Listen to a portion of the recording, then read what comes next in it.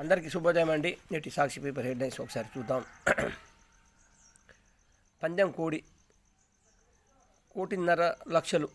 ఏపీలో తూగోపాగో జిల్లాల్లో సంక్రాంతి పందెం కోళ్ల ధరలపై కథనం.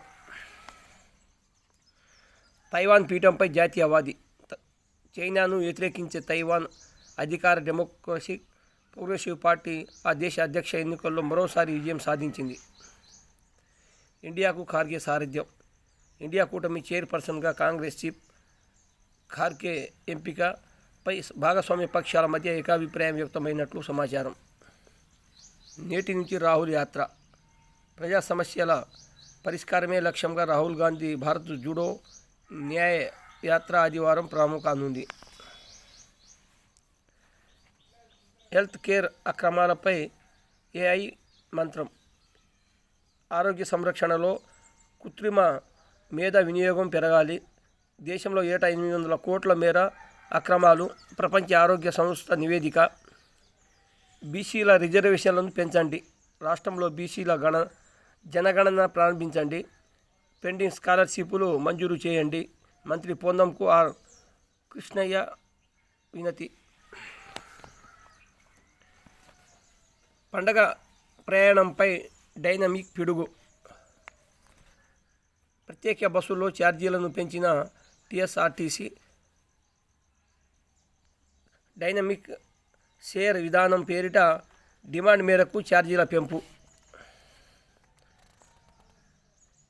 దాదాపు డబల్ బాదుడుతో ప్రయాణికులపై పెనుభారం. ఏపీ వైపు నామమాత్రంగానే అదనపు బస్సులు. మహిళలకు ఉచిత ప్రయాణంతో స్థానికంగానే బస్సులు చాలని పరిస్థితి. టీఎస్ఆర్టీసీ విజ్ఞప్తితో ప్రత్యేక బస్సుల సంఖ్య పెంచిన ఏపీఆర్టీసీ.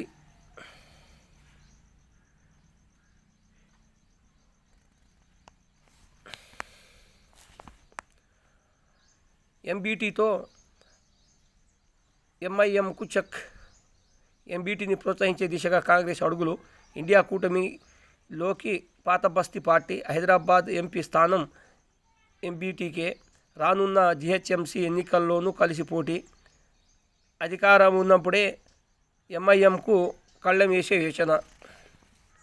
నిరుద్యోగులకు ఏపీ ముఖ్యమంత్రి సంక్రాంతి కానుక. పండుగ తర్వాత మెగా డిఎస్సి నోటిఫికేషన్. విద్యాశాఖ మంత్రి బొత్స సత్యనారాయణ వెల్లడి. రాష్ట్రాభివృద్ధికి సహకరించండి. రాష్ట్ర ప్రాజెక్టులకు అనుమతులు ఇవ్వండి. కేంద్ర మంత్రి పీయూష్ గోయల్కు ముఖ్యమంత్రి రేవంత్ వినతి. హైదరాబాద్ విజయవాడ నూతన పారిశ్రామిక కారిడార్ ఏర్పాటును ఆమోదించండి. హైదరాబాద్ నాగపూర్ కారిడార్కు తుది అనుమతులు ఇవ్వండి. NID mega leather park IIHT మంజూరు చేయండి. డిప్యూటీ సీఎం భట్టితో కలిసి ఢిల్లీలో భేటీ. శనివారం ఢిల్లీలో కేంద్ర మంత్రి గోయల్కు వినతి పత్రం ఇస్తున్న CM Revanth, deputy CM Bhatti. KCR grand birthday entry. ఫిబ్రవరి 17న తెలంగాణ భవన్కు బీఆర్ఎస్ అధినేత. పార్టీ శ్రేణుల్లో నూతన ఉత్సాహం. ఆత్మధైర్యం నింపేలా జనంలోకి రావాలనే యోచన.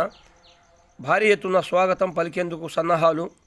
ముఖ్య నేతలు క్యాడర్ను కలిసేందుకు ఏర్పాట్లు. ఇకపై తెలంగాణ భవన్ వేదికగానే కార్యకలాపాలు. సమాప్తం.